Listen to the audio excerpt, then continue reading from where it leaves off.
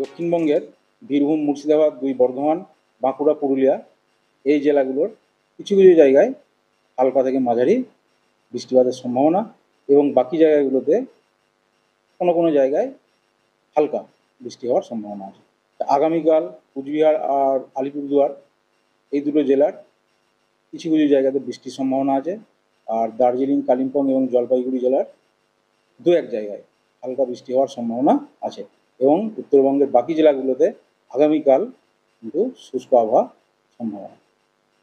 আর দক্ষিণবঙ্গের জেলাগুলির বিশেষ করে আপনার ঝাড়গ্রাম, মিদনাপুর, বাঁকুড়া, 24 পরগনা, কলকাতা, হাওড়া এইগুলোতে আগামীকাল দু এক জায়গায় হালকা বৃষ্টি হওয়ার সম্ভাবনা আর বাকি জেলাগুলোতে শুষ্ক আবহাওয়া থাকার সম্ভাবনা আছে। আর 1 এপ্রিল অর্থাৎ পরশু দিন উত্তরবঙ্গের দার্জিলিংয়ে আপনার মানে দু এক জায়গায় হালকা বৃষ্টির সম্ভাবনা আছে আর বাকি জেলাগুলোতে শুষ্ক আবহাওয়ার সম্ভাবনা। আর দক্ষিণবঙ্গের জেলাগুলিতে 1 তারিখ থেকে মোটামুটি ড্রাই ওয়েদার, শুষ্ক আবহাওয়া থাকবে। অংশত মেঘাচ্ছন্ন আকাশ আর বিকেল সন্ধ্যার দিকে হয়তো বজ্রবিদ্যুৎ সহ কোনো কোনো জায়গায় হয়তো বজ্রবিদ্যুৎ মানে থান্ডারের ডেভেলপমেন্ট হওয়ার সম্ভাবনা আছে। বজ্রবিদ্যুৎ সব হয়তো বৃষ্টি হলেও হতে পারে, সম্ভাবনা আছে।